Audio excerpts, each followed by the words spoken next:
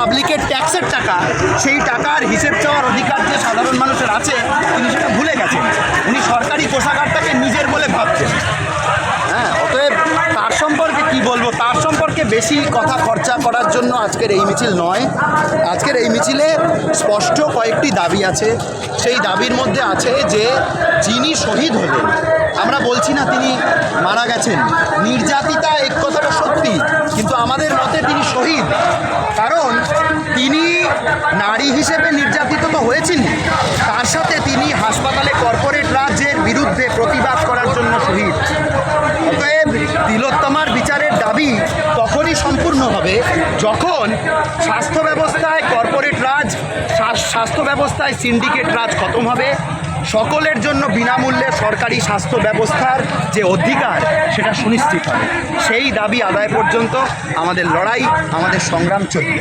দাদা, ইতিমধ্যে একটি ধর্ষণের মামলা শেষ হলো না, আরও একটি ধর্ষণ, মেম্বার ধর্ষণ করেছে, এরকম একটি সোশ্যাল মিডিয়ার দ্বারাই দেখতে পাচ্ছি যে গ্রামের পুত্রবধূকে গোয়াল ঘরে ধরে নিয়ে গিয়ে ধর্ষণ করেছে। সে তো আসলে একটু খেয়াল রাখলে আমরা দেখব আমাদের গড়ে দিনে 80টা ধর্ষণ হয়, 80টা গড়ে প্রতিদিন হচ্ছে, আজও হচ্ছে, কালো হবে।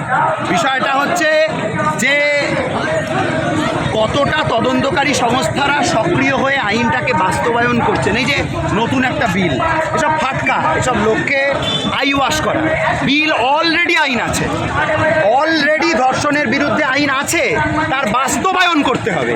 তদন্তকারী সংস্থাগুলো কি ঘাস কাটছে? আমার আপনার ট্যাক্সের টাকায় তাদেরকে পোষা হচ্ছে কেন?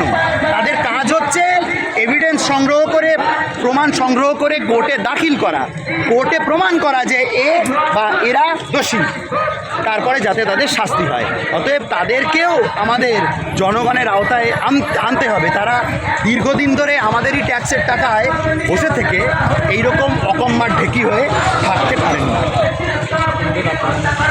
আমি রাজ্য কমিটির সদস্য।